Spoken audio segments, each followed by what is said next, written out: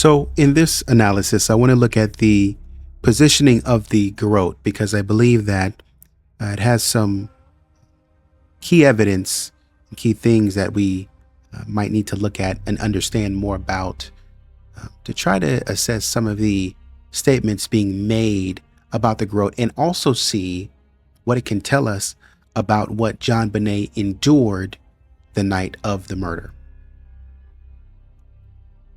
Now, when we look at the positioning, we can already see that it's kind of high up here on her neck, kind of closer to the ear right here, which is very interesting because that might indicate that there's the direction from which it was being pulled. So trying to understand, how was this rope being pulled? How was it manipulating her body? How was this structured on her so that, and what was the purpose that it was structured on her so that it can be used to manipulate her? And also too, we can see that it's tied in her hair. It's kind of really high in her hair right here. So this might give us some sort of indication as to how it got pieces of her hair. And honestly, what that might indicate to me is that whoever tied this wasn't initially concerned about where they put it. They were not concerned that it stayed in one position. Essentially, it could roam free.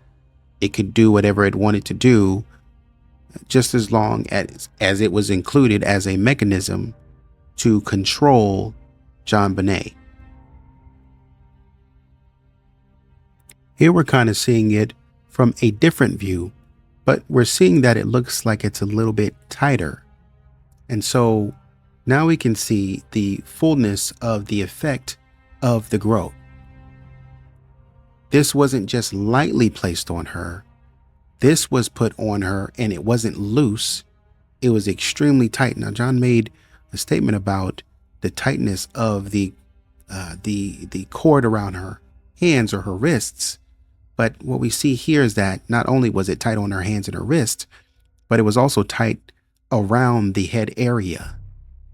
It's very interesting because in this struggle that JonBenet was having,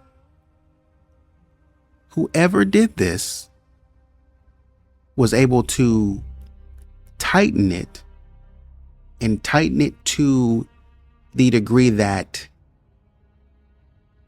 should I say, it became squishy and it started to be able to make an indent. The problem with this is that this is where it gets serious. Anybody who is doing this now runs the risks or walks into the possibility of there being intent here. Because as this becomes tighter and tighter, this individual would be showing, JonBenet would be showing extreme levels of discomfort and would be extremely antsy and would be moving irately to try to get out of this. But this is a person on the other end who is watching all of this take place and is in some way taking pleasure, possibly giggling or laughing, thinking that it's funny.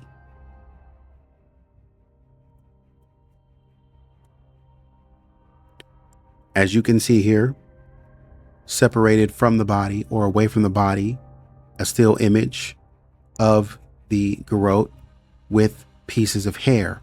And this is why I believe that at some point in time, this piece of the garrote may have been down closer to an area on JonBenet where it could have captured some of the hair and possibly pulled away to refashion, to add in this wooden piece here. So the garrote, as I believe, could have been fashioned differently at first, but then tailored differently for a specific approach or an evolved approach. Even possibly to give it that ability to slide, sort of like give it that ability to kind of get looser or get tighter as needed. But the problem with that is that when you're pulling it, it's getting tighter.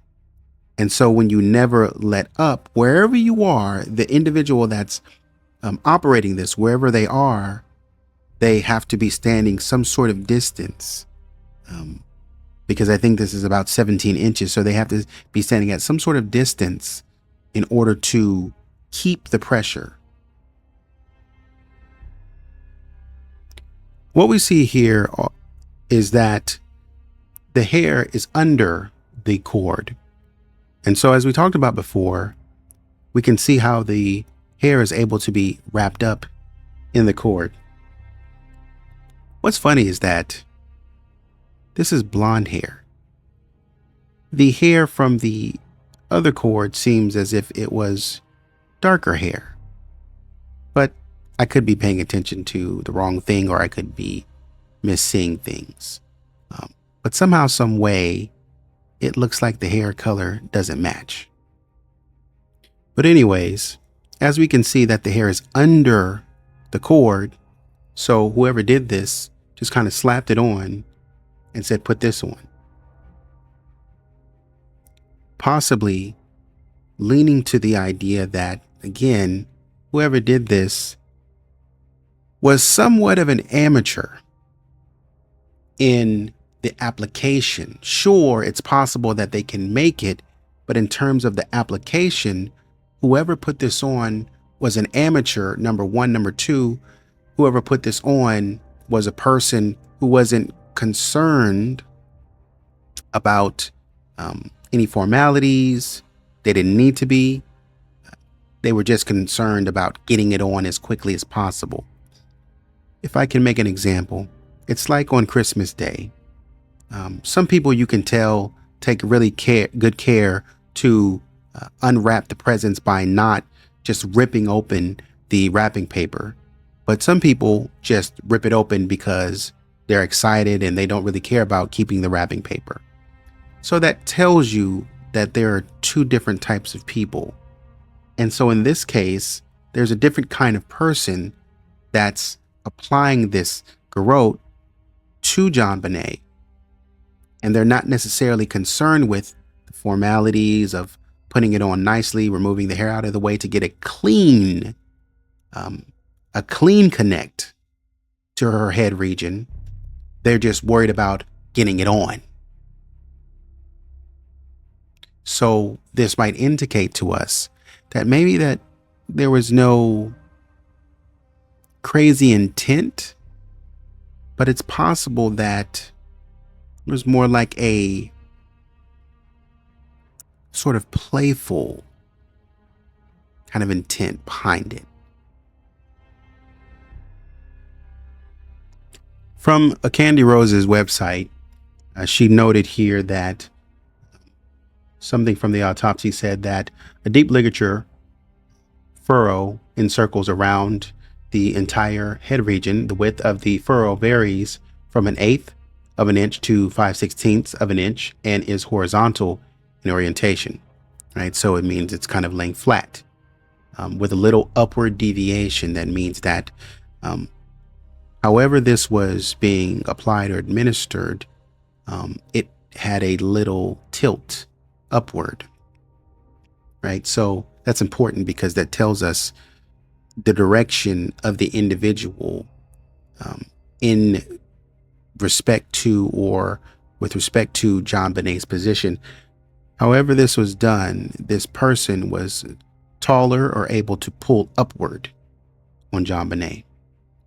So upward deviation, the skin of the interior neck, and that means the front, above and below, the ligature furrow contains areas of petechial hemorrhaging and abrasion encompassing an area measuring approximately 3 by 2 inches. At any rate, the ligature furrow crosses the interior midline of the neck just below the laryngeal prominence, that's the Adam's apple, approximately at the level of the cricoid cartilage. Now that's kind of like a ring right below the laryngeal prominence, the Adam's apple, and it's kind of in connection with the larynx, which is kind of like the open airway of your neck. If I'm getting it correct, that's where you breathe. So it is almost completely horizontal with slight upward deviation from the horizontal towards the back of the neck. The midline of the furrow mark on the interior neck is 8 inches below the top of the head. The midline of the furrow mark on the posterior neck is 6.75 inches below the top of the head. So this is exactly where the rope is sitting, kind of around that Adam's apple area, but getting right to the point on that cricoid cartilage to where it can kind of close up the airway. And we see evidence of that when we look at the anterior and we see that petechial hemorrhaging, right? So I have to believe that there is a little intent here to place it. Maybe there's a movie that somebody saw or something, but there has to be some sort of intent, yes, to just place it and apply it, but as it naturally slips down beyond the hair to get a good fashion, a good hold on the individual, right? What's a little less clear is this. Where did this come from? Was this during the time of the struggle or prior to the struggle JonBenet was having? Or was this staged, or was this applied afterwards? This is, I believe, done during the examiner's or the coroner's process, because there seems to be some flexibility in her arm movement. And I say that because if we think about rigor mortis and we think about the idea that rigor mortis fully sets in, and I think the body was near full rigor mortis when JonBenet was picked up, but within 6 to 12 hours or something odd like that, full on rigor mortis at 12 hours is set in which you can't really move the body. It stiffens. Now it gets out of rigor. I think it takes about 24 hours to about 36 hours for the body to loosen up again, and you can kind of move the hands and the arms and things of that nature. Now, John said that when he found her, her hands were above her head in one instance, but in another instance, he said that her hands were behind her back. Take a look. Opened the door to the small room. Tell me about it. I knew instantly what I'd found. I'd found my daughter. And What did you see? I saw her lying on the floor with a white blanket. She was lying on a white blanket. Her hands were tied above her head. She had tape over her mouth. But then in another interview with Cold Case, he said behind her back, but he motioned above his head. Take a look. She had tape over her mouth and her hands were tied behind her back, and I immediately pulled the tape off. And I tried to untie her hands, but the knot was tied really tight. I couldn't get it undone. I guess my wonder and my concern is, in this instance, first of all, how could you manipulate the arms if they were stiff as a board? Because she was in rigor mortis. Number one. Number two, whoever applied this rope had time to do it. JonBenet, as we know it, didn't scream enough for this individual to feel the need that they needed to let her go or break free and take off and run. Quite the contrary, this individual felt that they had time to stage or stay behind and stage the crime scene by getting up and going upstairs and writing a note, dragging her body from one place to the next, leaving it somewhere, turning her over to where there would be a puddle of urine, moving some golf bags, and then dragging her into the wine cellar or moving her into the wine cellar. This individual knew that they had time. So I believe that this garrote was made by an individual who had a purpose or an intent to toy around with JonBenet. They had a purpose, they had an intent to take the ultimate control over JonBenet. Someone who wanted to present themselves as superior to JonBenet. And maybe the instance started off as a joke to subdue JonBenet, but then it went into something more sinister, maybe because there was some sort of mental justification as to why